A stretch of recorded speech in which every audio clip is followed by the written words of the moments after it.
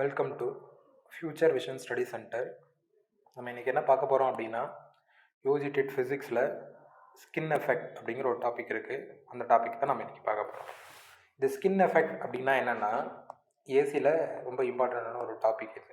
ஆக்சுவலாக ஒரு current carrying conductor இருக்குதுன்னு வச்சுக்கோங்களேன்.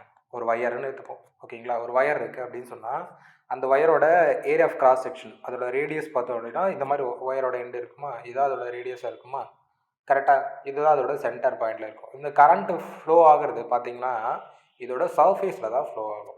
கரண்ட் வந்து அந்த வயரோட சர்ஃபேஸில் தான் அதிகமாக ஃப்ளோ ஆகும். மேக்ஸிமம் கரண்ட் வந்து சர்ஃபேஸில் ஃப்ளோ ஆகும், ஓகேங்களா? அப்போ சென்டர்லலாம் என்ன பண்ணும் அப்படின்னா, சென்டரில் கரண்ட் ஃப்ளோ இருக்காது. அவ்வளோ எலக்ட்ரான் ஃப்ளோ, கரண்ட் ஃப்ளோ வந்து இருக்காது கண்டக்டரில். ஓகே, அப்போ இதால் நமக்கு என்ன அப்படின்னா, இதால் நம்ம கரண்ட்டை ஃப்ளோ பண்ண வைக்கிறது கண்டக்டரில் நிறைய கண்டக்டர் நம்மளால் யூஸ் பண்ண வேண்டியது இருக்கும். இதில் கம்மியாக போகுது. அப்போ ஏன்னா இவ்வளோ பெரிய கண்டக்டரில் யோசிச்சு பாருங்கள், இவ்வளோ பெரிய கண்டக்டரில் இந்த பார்ட் மட்டும்தான் கரண்ட்டு ஃப்ளோ ஆகும், இந்த மீதி இருக்கிற எந்த பார்ட்லேயும் கரண்ட் ஃப்ளோவே ஆகாது அப்படின்னா எப்படி இருக்கும்? அப்போ இந்த லேக் ஒன்று இருக்கு இல்லையா, இதுதான் நம்ம வந்து ஸ்கின் எஃபெக்ட் அப்படின்னு சொல்லுவோம். ஸ்கின்னில் தான் கரண்ட் ஃப்ளோ ஆகிற மாதிரி, ஓகேங்களா? ஒயரோட ஸ்கின்னில் தான் கரண்ட் ஃப்ளோ இருக்குது.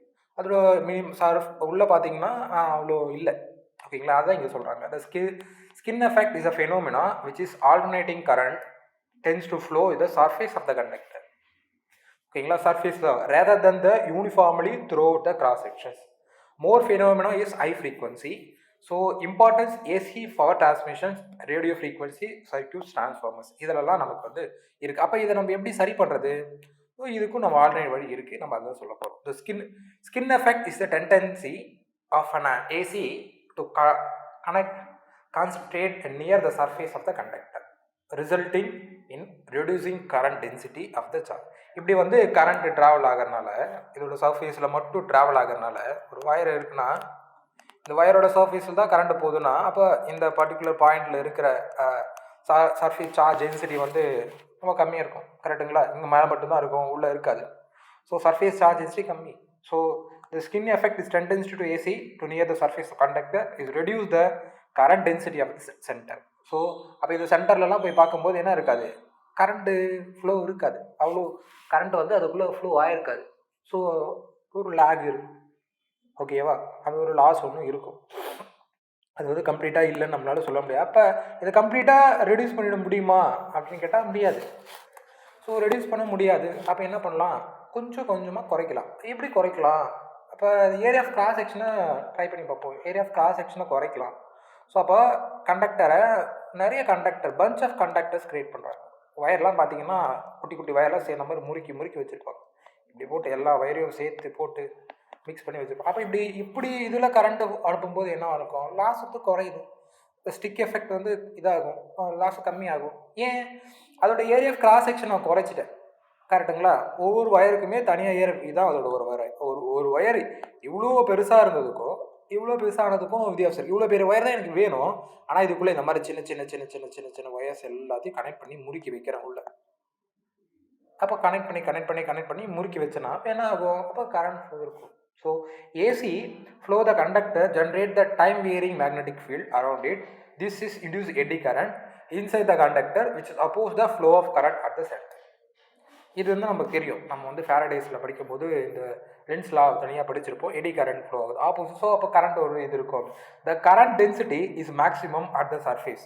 இதான் நான் சொன்னது. ஸோ கரண்ட் டென்சிட்டி மேக்ஸிமமாக இருக்கும் அதோட சர்ஃபேஸில் and decrease exponentially towards the centre of the conductor, ஓகேவா? Decrease toward the centre of உள்ள வர என்ன ஆகுனா சர்ஃபேஸ் சார்ஜ் டென்சிட்டி என்ன இருக்கும்? குறைஞ்சிட்டே இருந்திருக்கும். ஏன்? கரண்ட் ஃப்ளோ கிடையாது. ஸோ அதுதான். ஸோ மேத்தமெட்டிக்கல் எக்ஸ்பிரஷனாக இதை நம்ம பார்க்கணும் அப்படின்னு சொன்னால், the current density depends on X from the surface of the given. இதை நம்ம சொன்னோம். ஸோ இதுதான் அதோட சர்ஃபேஸ். ஸோ இதான் சென்டர், அதான் டிஸ்டன்ஸ் எக்ஸ். அப்படியே முன்னாடி டயக்ராமில் பார்த்துருப்போம். So JX is equal to X naught E power X minus rho, கரெக்டாக? ஜே நாட் அப்படிங்கிறது என்னென்னா current density of the surface, ஓகேங்களா? இது ஓகேவா? J naught. எக்ஸ் அப்படிங்கிறது depth of the surface. Next rho அப்படிங்கிறது ஸ்கின் டெப்த், ஓகேவா? Skin depth. So skin depth rho is equal to அப்போ எப்படி எழுதலாம், rho is equal to root of 2 rho delta, rho கிடையாது sorry delta, so rho divide by omega mu அப்படின்னு எழுதலாமா. இப்போ rho அப்படின்னா தெரியும் ரெசிஸ்டிவிட்டி ஆஃப் த கண்டக்டர் தெரியும், ஒமேகா அப்படிங்கிறது ஆங்குலர் ஃப்ரீக்வன்சி அதுவும் நமக்கு தெரியும் கரெக்டாக, மியூ அப்படிங்கிறது பெர்மபிலிட்டி கரெக்டாக, மேக்னெட்டிக் பெர்மபிலிட்டி. ஸோ இது நமக்கு தெரியும், அதுதான் இதுக்கான சர்ஃபேஸ் டெப்த்துக்கான ஃபார்முலா. இந்த ஃபார்முலா ஞாபகம் வச்சுக்கோங்க சரியா, இது ரொம்ப இம்பார்ட்டன்ட். ஸோ அப்போ நம்ம வந்து நிறைய வயர்ஸ் சின்ன சின்ன ரேடியஸ் இருக்கிற ரொம்ப மினிமமான ரேடியஸ் வச்சு நம்மளால் வயர்ஸ் மேக் பண்ண முடிஞ்சுன்னா இந்த லாஸ், இந்த ஸ்கின் எஃபெக்டை நம்மளால் ரெடியூஸ் பண்ண முடியும். ஹையர்